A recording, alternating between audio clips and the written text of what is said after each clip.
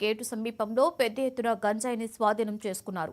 2 కార్లలో ఒడిశా నుండి విశాఖపట్నం తరలిస్తున్న 230 కేజీల గంజాయిని స్వాధీనం చేసుకుని 2 నిందితులను అరెస్టు చేసినట్లుగా జిల్లా ఎస్పీ వకుల్ జిందాల్ తెలిపారు.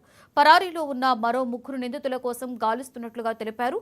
గంజాయి వ్యాపారుల ఆస్తులను ఫ్రీజ్ చేస్తామని జిల్లా ఎస్పీ హెచ్చరించారు. ఈ సందర్భంగా పోలీసు సిబ్బందిని అభినందించి ప్రశంసా పత్రాలు అందజేశారు. గాంజా వస్తుందని సమాచారంతో పెదమానాపురం రైల్వే గేట్ దగ్గర వెహికల్ చెకింగ్ చేయడం జరిగింది. ఈ ఆపరేషన్లో ఈగల్ టీంతో కలిసి జిల్లా పోలీసు కంబైన్డ్ ఆపరేషన్ చేయడం జరిగింది.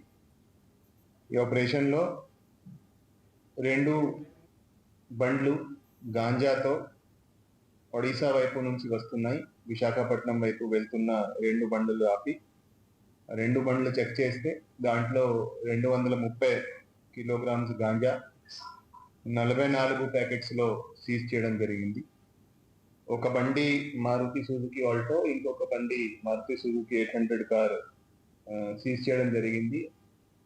ఆ 2 బండ్లలో 5 ముద్దాయిలు గాంజా ట్రాన్స్పోర్టేషన్ చేస్తున్నారు. మనం ఆపితే దాంట్లో 3 పారిపోవడం జరిగింది. 2 మనకి అక్కడ పట్టుబడ్డారు. ఆ 2 పేర్లు, ఒకడు గాసిరామ్ హంటాల్, అతను పొట్టంగి మండల్ కోరాపుట్ డిస్ట్రిక్ట్ కి సంబంధించిన అతను. ఇంకొకడు కరణ్ కిలో, అతను సిమిలిగూడ మండల్ కోరాపుట్ డిస్ట్రిక్ట్ ఒడిశా నుంచి.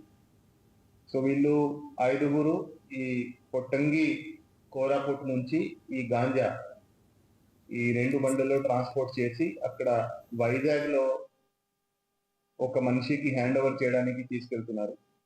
ఈ గాంజాను హ్యాండ్ ఓవర్ చేసి దాంట్లో ఏదైతే వాళ్ళకి డబ్బు వస్తుందో దాంతో వాళ్ళకి బాగా ప్రాఫిట్ వస్తుందనే ఉద్దేశంతో వీళ్ళు ఈ గాంజా బిజినెస్ కంటిన్యూ చేస్తున్నారు.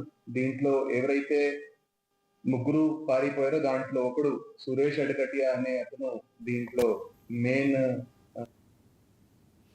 శామీర్పేట జీనోమ్ వ్యాలీలో ఐకార్